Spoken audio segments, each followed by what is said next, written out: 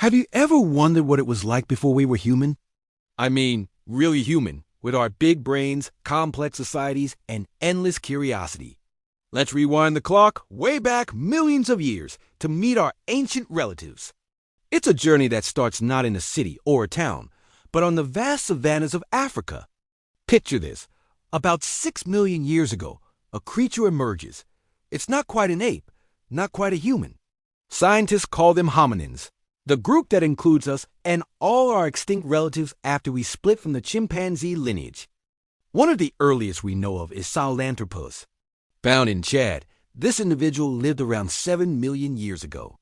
Its skull shows a fascinating mix of features. The way its spine connected to its skull suggests it might have walked upright, at least some of the time. This was a monumental first step, literally on the road to becoming human.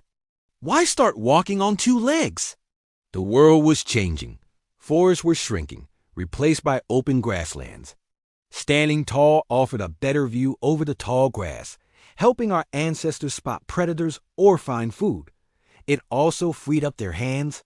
Hands that weren't needed for walking could now be used for other things, like carrying food, holding tools, or protecting their young. This simple change set off a chain reaction of evolution. Fast forward a few million years, and we meet the famous Australopithecus, the group that includes the celebrated fossil Lucy. Living between about 4 and 2 million years ago, they were much more adept at walking upright than their predecessors. Lucy and her kind were small, maybe 3 to 4 feet tall, but they were trailblazers. Their feet had arches, their hips were broadening, all signs that bipedalism was becoming their primary way of getting around. Yet, they still had long arms and curved fingers, suggesting they were also comfortable climbing trees, probably to escape danger or sleep safely at night. But here's where it gets really exciting: the dawn of tool use. Around 3 million years ago, some hominins started to do something revolutionary. They picked up stones and deliberately chipped them to create sharp edges. These weren't just any rocks. They were the world's first technology. These early stone tools allowed them to slice meat off carcasses, crack open bones for nutritious marrow, and dig for roots. This new diet, rich in protein and fat, was like rocket fuel for the brain. This brings us to the genus Homo, our own genus. About 2.5 million years ago, Homo habilis, or handy man, appeared.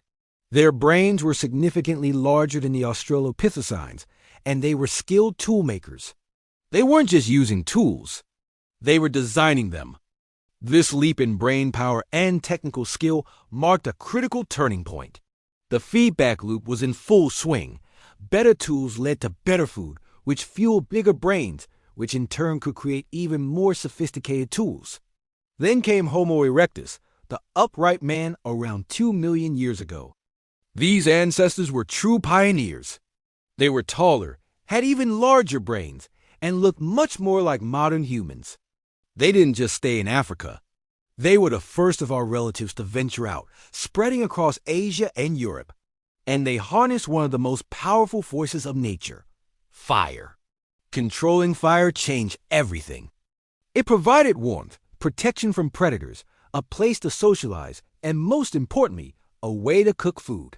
Cooking made food easier to digest and unlocked more nutrients, further fueling brain growth. So from a tentative first step on 2 legs to mastering fire and spreading across the globe, the journey before we were human was long and incredible. It was a story of adaptation, innovation, and survival against all odds. Each of these ancestors, from Sahelanthropus to Homo erectus, played a part in shaping who we are today. They laid the groundwork for our intelligence, our creativity, and our unyielding drive to explore. Next time you look in the mirror, remember the millions of years of evolution staring back at you. It's a legacy written in our bones, in our DNA, and in the very way we walk. Thanks for joining me on this incredible journey back in time. If you found this as fascinating as I do, hit that like button and subscribe for more adventures into our shared past.